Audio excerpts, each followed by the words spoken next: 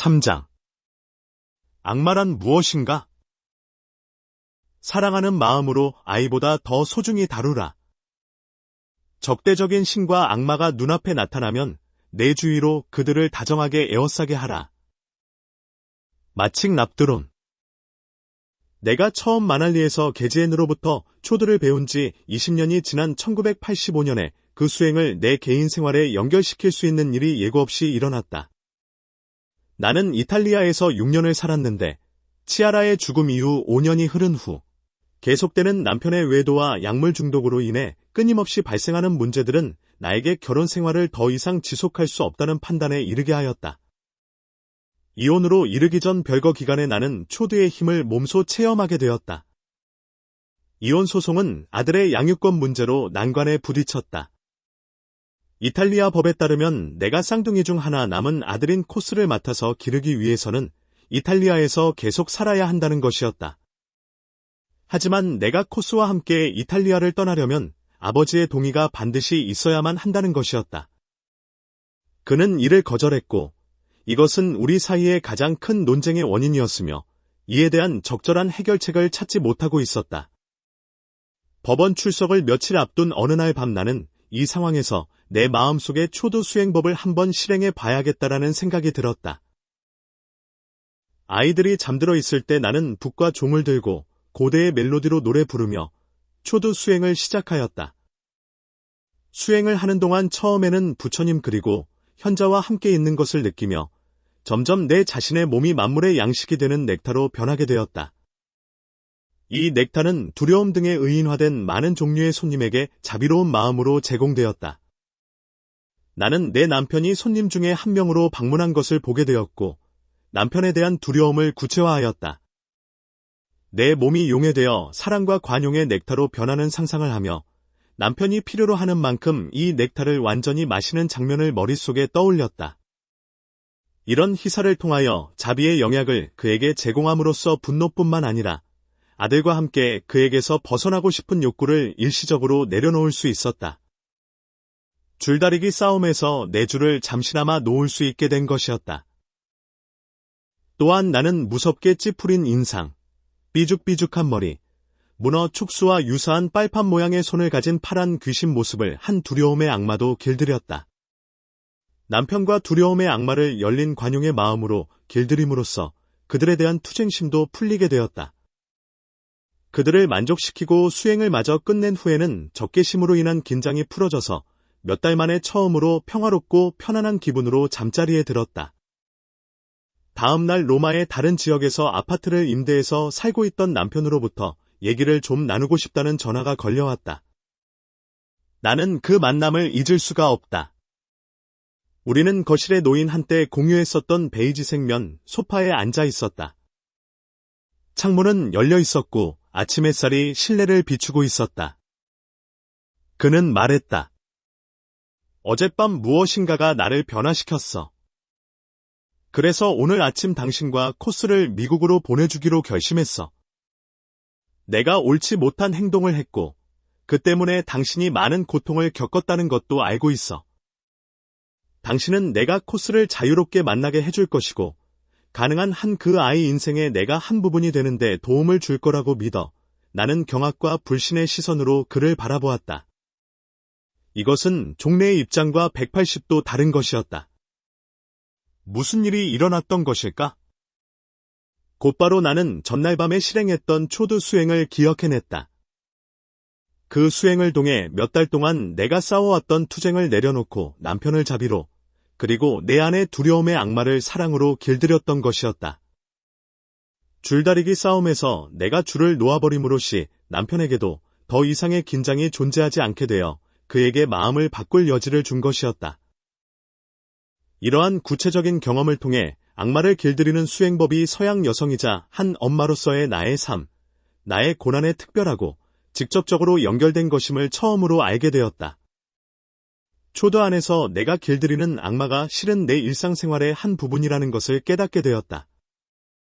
그들은 내가 갖고 있는 것, 즉 나의 문제들과 두려움 그리고 분노였다. 그들은 티베트인이 아니며 내 생활과 직접적 연관이 없는 동양화에 등장하는 괴기한 괴물이 아니었다. 갑자기 이 수행법이 내 안의 희망과 두려움을 다루는 데 있어서 아주 적절한 수행법으로 생각되었다. 이 경험 이후 초두 수행에 대한 나의 인식은 바뀌었고 그것들이 감정이건 질병이건 혹은 두려움이건 간에 내 자신의 악마들을 구체화하기 시작했다. 초두를 가르치기 시작한 지 얼마 지나지 않아서 나는 여러분들이 앞으로 알게 될 5단계의 수행 방법을 개발하였다. 그러나 이 시점에서는 내 인생에 있어서 내면의 혼란을 일으키는 악마에 대한 근본적인 이해가 형성되었다. 나에게 무엇이 닥치든 간에 나는 그것을 초두 수행으로 길들였다. 악마들을 찾아내는 것은 쉬운 일이었고 나는 그들을 항상 데리고 다녔던 것이었다. 어떤 악마라도 내가 음식을 대접해주면 그 결과는 언제나 긴장으로부터의 해방감이었다. 내가 미국으로 돌아온 지 3년 후인 1989년에 지금의 남편인 데이비드를 만났다. 그는 내 딸의 연극과 무용을 가르치는 선생님이었다. 데이비드와의 만남은 나에게 큰 악마의 모습을 떠올리게 했다. 그것은 전 남편의 배신으로 생긴 버림받음의 악마였다. 이 악마로 인해 나는 너무 조급하게 상대방에게 나에게만 전념하라고 요구하여 좋게 발전할 수 있는 관계를 망쳐놓은 적도 있었고, 일종의 자기 만족적인 섣부른 판단으로 배신을 유발한 적도 있었다. 그리하여 나는 이 어리석고 부끄러운 버려짐의 공포에서 벗어나고 싶어. 내가 그런 생각을 하게 된 이유는 있지만 내가 무시하면 그것은 사라지게 될 거야라는 생각을 하게 되었다. 그러나 이 버림받음의 악마는 사라지지 않았으며 더욱 강해지고 집요해져 갔다. 결국 이 버림받음의 악마를 초두 수행으로 길들이기 시작하였다. 내가 그것을 다루지 못한다면 데이비드와의 관계에 큰 지장을 줄 것이라는 생각 때문이었다. 몇 년 동안 이 악마와 씨름했지만 그 수행에 성실히 집중하지는 못했다. 나는 무슨 일이 일어났는지를 확인하기 위하여 일지를 쓰면서 한 달간 매일 집중적으로 버림받음의 악마를 상대하는 실험을 하기로 결심하였다. 초두를 수행하면서 이 악마를 구체화시켜 그와 대화하고 입장을 바꿔서 그가 돼보기도 하며 그가 필요로 하는 것을 제공하기도 하면서 서양의 심리학적 접근 방법도 함께 취하였다. 이때의 초두의 근본 원리에 기반을 둔 5단계 수행법의 약식 버전이 만들어졌다. 이 5단계의 수행에서는 내 몸을 넥타로 변화시켜 악마가 만족할 때까지 그것을 먹이는데 그 만족하는 시점에서 악마는 녹아 없어지거나 긍정적인 것으로 변하게 된다. 버림받음의 악마가 만족을 느껴 분해되고 난 후 5단계 수행 과정의 마지막 단계에서 나는 열린 인식의 공간에서 안식을 취할 수 있었다. 내가 버림받음의 악마를 처음 봤을 때 그것은 애처롭고 흘끔거리는 눈을 가진 5살 정도의 여자아이였다. 그녀는 헝클어진 갈색 머리에 크고 푸른 눈과 뱀파이어의 날카로운 이빨을 가지고 있었다. 아이가 말했다. 그는 어차피 당신을 떠날 거예요. 내 말을 들어요. 당신은 내가 옳다는 것을 알고 있어요. 결국에는 항상 당신과 나만 남게 되지요. 나는 당신이 가진 유일하고 진정한 친구예요. 나는 앞으로 당신에게 무슨 일이 일어날 것인지에 대한 진실을 말해주며 항상 당신 곁에 있을 거예요. 나는 앞을 내다볼 수 있는 능력이 있으니까요. 당신은 나에게 기대기만 하면 돼요. 이렇게 말을 하는 동안 악마는 점점 더 강해지는 것 같았다.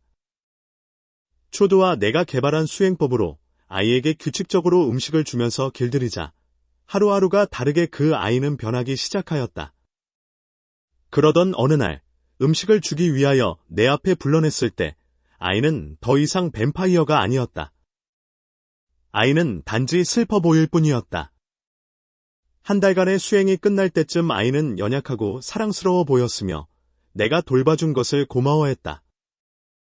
놀라운 것은 이러한 공조를 통하여 그 아이는 실제로 내 인생에서 문제를 일으키는 것을 멈췄으며 더 이상 나를 괴롭히지도 않았다.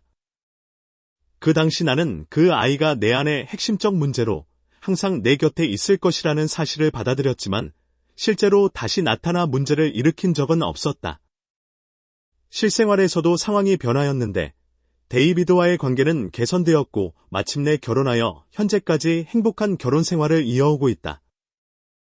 데이비드와 결혼할 무렵 스승인 남카이 노부 림포체의 격려에 힘입어 초드 수행을 가르치기 시작하였다. 초드를 가르치면서 느낀 점은 악마를 길들이는 이 수련법은 서양 사람이 이해하기에는 어려운 측면이 있어 개념적으로 흐를 경향이 있다는 것이었다. 그래서 나는 내 안에 버림받음에 악마를 한 달 동안 길들이면서 개발한 방법인 악마를 구체화시킨 후 그에게 음식을 주어 길들이는 수행 방법을 가르쳤다.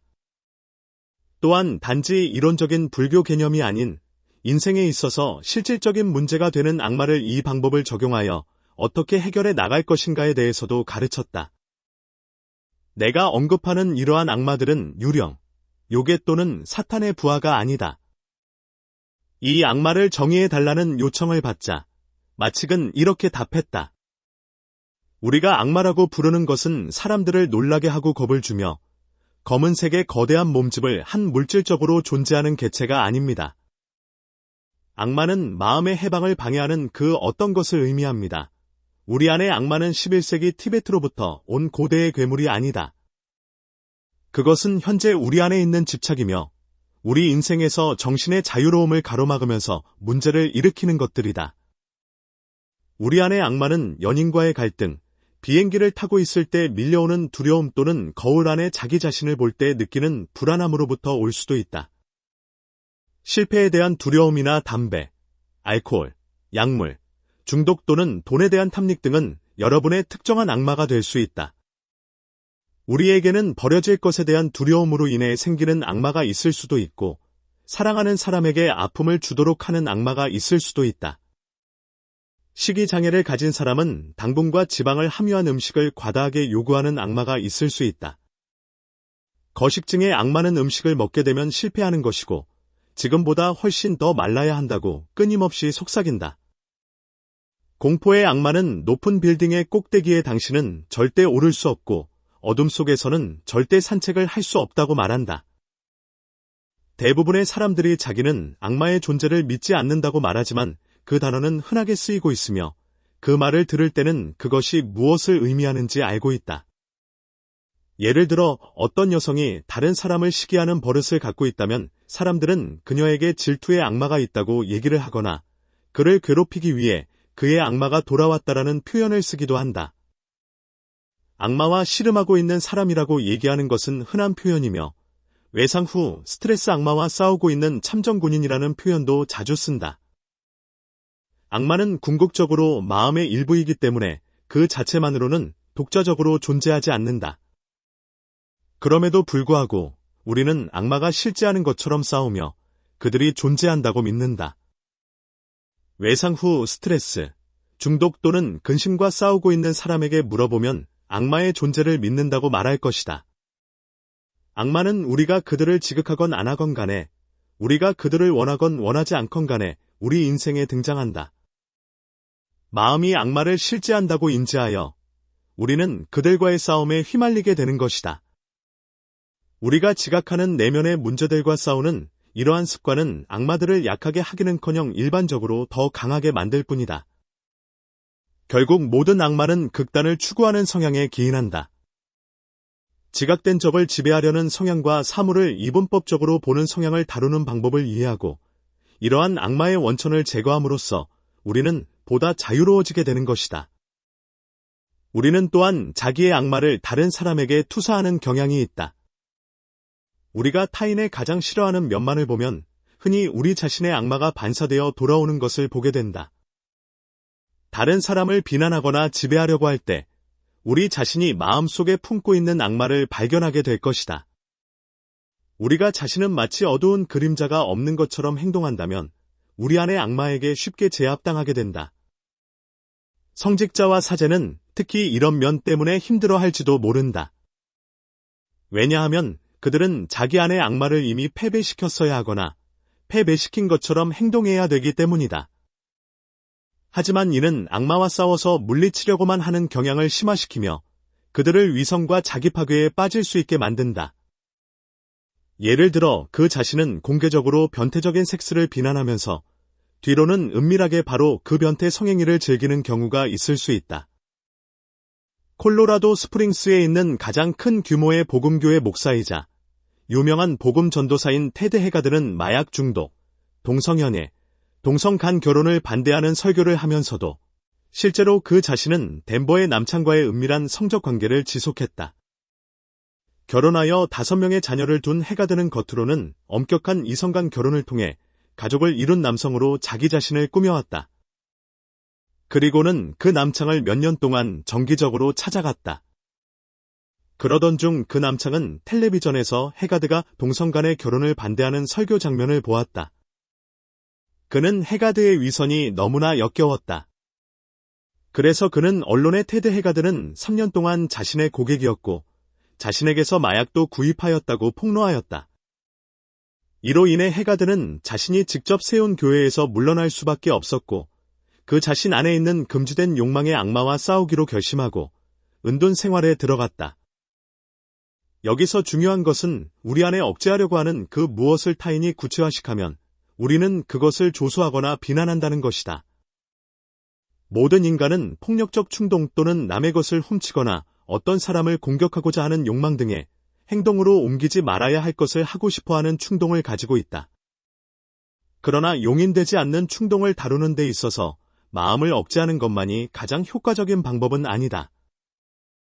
그 충동들을 벽장에서 나오게 하여 의식적으로 포용하고 인정할 때 그것들은 우리가 맞서 싸울 때보다 실질적으로 위험성이 줄어들게 된다.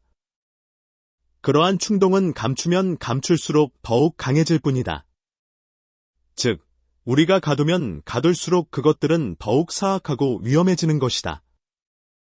이 책에서 언급하는 5단계의 실천 방법을 이용하여 우리 안의 악마를 길들인다면 자신 안에서 억제되고 부인되는 부분들을 통합시켜 자유롭게 될 것이다.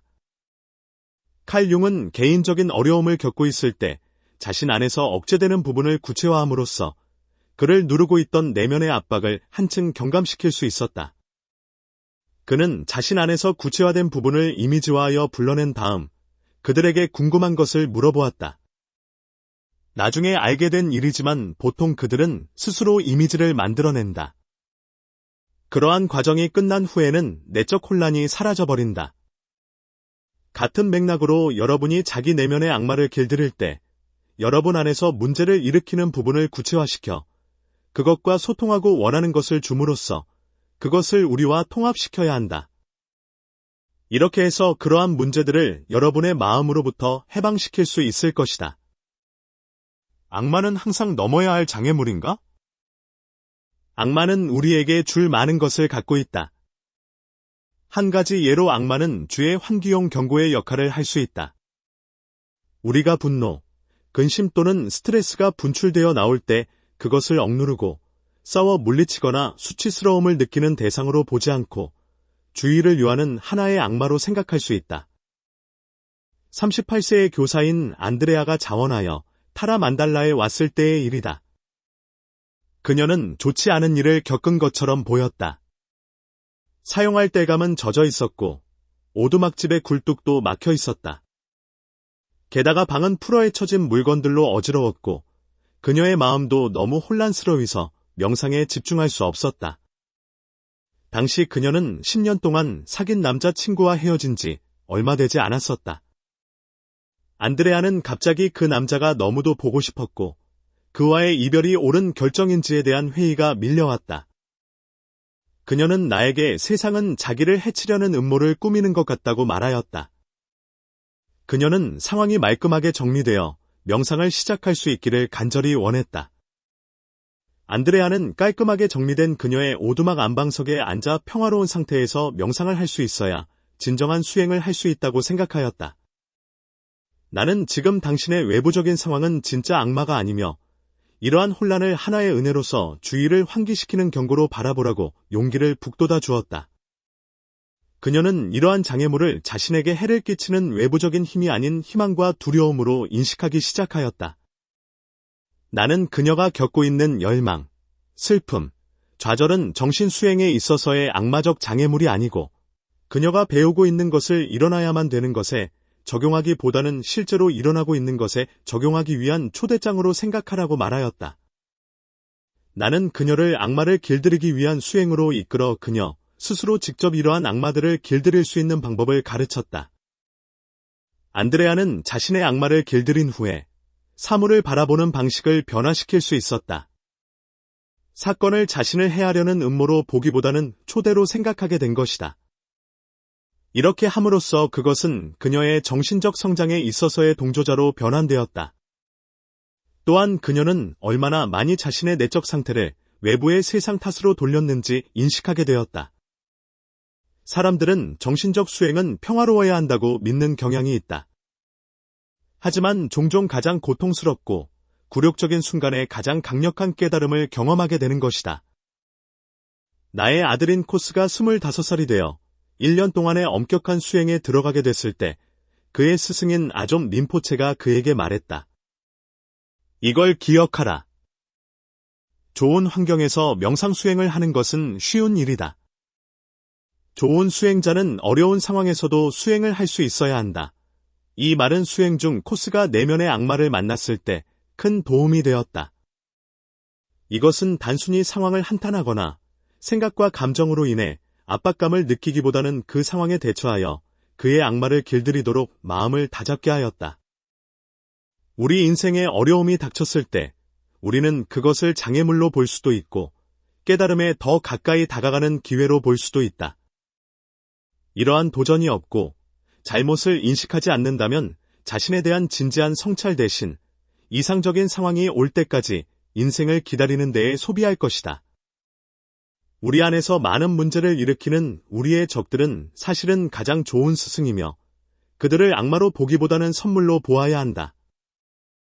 두려움, 강박관념, 중독 등은 우리가 떼어내고 부정하며 싸워 물리침으로써 악마적 성격이 될 수 있는 자신 안의 한 부분들이다.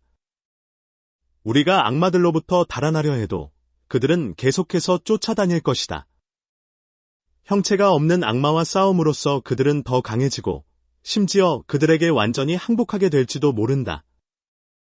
예를 들면 알코올 중독인 사람이 그 중독의 근본 원인에 대한 길들임 없이 그 중독과 싸우기만 한다면 결국 그 사람은 간 질환으로 사망에 이를 수도 있다. 우울증에 걸린 사람이 그 병의 원인과 갈등을 해소하지 않은 채 그것과 투쟁만 한다면 결국은 자살로 생을 마감할지도 모른다. 이러한 싸움은 아무런 소용이 없으며 외부 상황으로 인해 자기 자신이 고통받고 있다는 생각은 해결책이 아님을 인식해야 한다. 우리는 우리의 악마에게 형태를 부여해야 하며 우리를 괴롭히고 있는 자신 안의 부분들에게 목소리를 갖게 해야 한다.